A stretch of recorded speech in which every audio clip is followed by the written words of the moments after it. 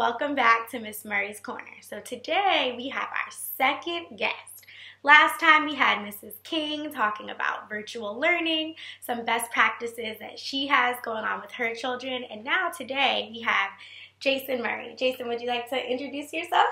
Certainly. Thank you for having me, Miss Murray. And I'm Jason Murray. I'm actually Kalia's dad. I'm a financial advisor. I'm an author. And I'm an entrepreneur that focuses on sales and marketing as well. I've been in corporate America for many, many years, and I transitioned from corporate America to own my business as a financial advisor, and that's been for the past 12 years.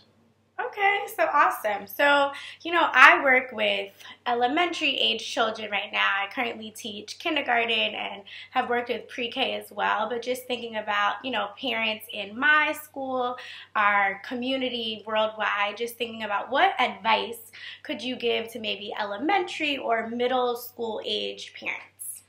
Well, I would definitely say that financial literacy is an area that is not mandatory in all states.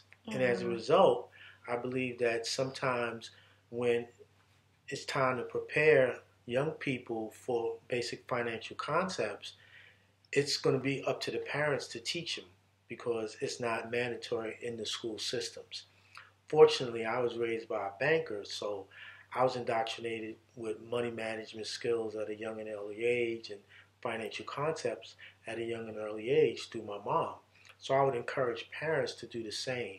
And for example, when you're balancing your checkbook, incorporate that information sharing time with your children. That's a perfect way to help them understand when mommy and daddy get money, they get paid, they have expenses that they have to pay, then how do you balance your checkbook from your income coming in either through a salary or through a business? Wow, you touched on some really great points. And I can remember, when I was a kid, when you were working at Black Enterprise, you would kind of have me subscribe to the kids magazine and just kind of stress the importance of financial literacy, financial services, and entrepreneurship.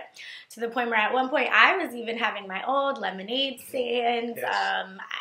Iced tea, whatever it was to kind of, get that drive going for. So you actually touched on some great points. I was also thinking maybe you could just elaborate on maybe what day-to-day activities could young children do right now.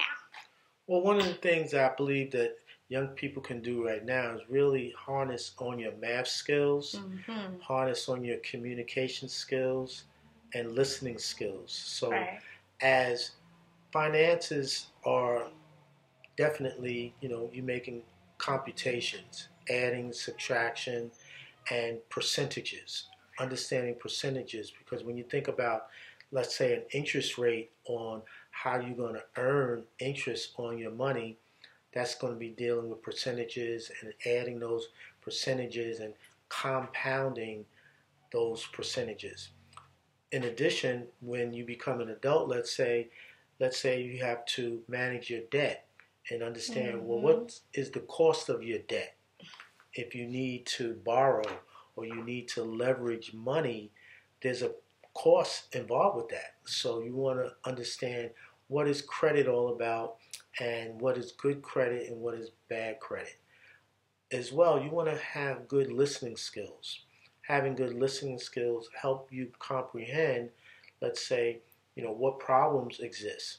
And if when you talked about entrepreneurship, if you can develop a sense of identifying problems and then developing solutions to those problems, you can become an entrepreneur by finding a service or product that can provide a solution to help people in their daily lives. Wow, these were some great points that you touched at. I feel like next time I should bring a notepad, maybe take some notes to share, with my students as well. I can just remember from a young age, math was not really my forte. I really enjoyed writing, but just learning different things about math and coming home to ask my parents about to just kind of help me elaborate and strengthen those skills that I was already learning in school was very very helpful, I would say.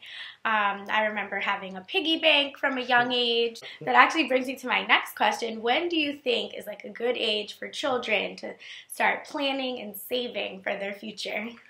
I would say parents giving their children an allowance and helping them understand that here is a certain amount of money that you have for the week.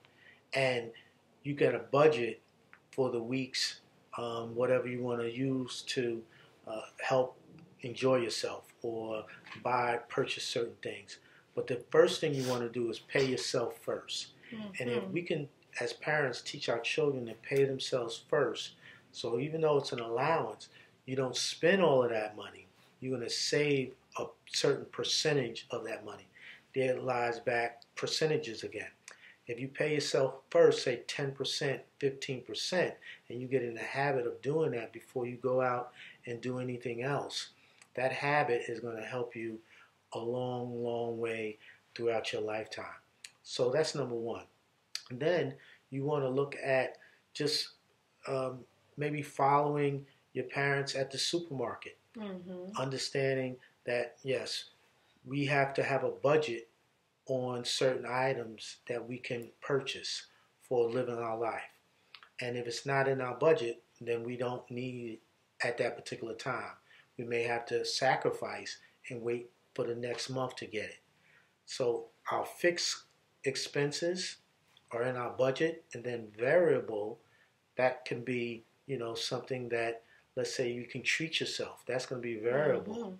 Treat yourself. That you want to treat yourself because you don't want to just work and not enjoy some of your money. You want to be able to pay yourself first, treat yourself, and then pay for your lifestyle usages. Absolutely. Well, thank you so much, Dad and Mr. Jason Murray, for joining us here today. I hope that you all learned some great tips to utilize in your own homes with your children. If you like this video, make sure you hit that like button, hit that subscribe, and then also in the comments, just let us know what you think. See you back here next time. Before we go, I'd just like to say one last thing. I have written a book, and the book is entitled Faith Plus Purpose Equal Legacy, and my website is faithpurposelegacy.com. And for parents who want to encourage their children how to become entrepreneurs, that's what that book is about. So that's something that you can consider, faithpurposelegacy.com.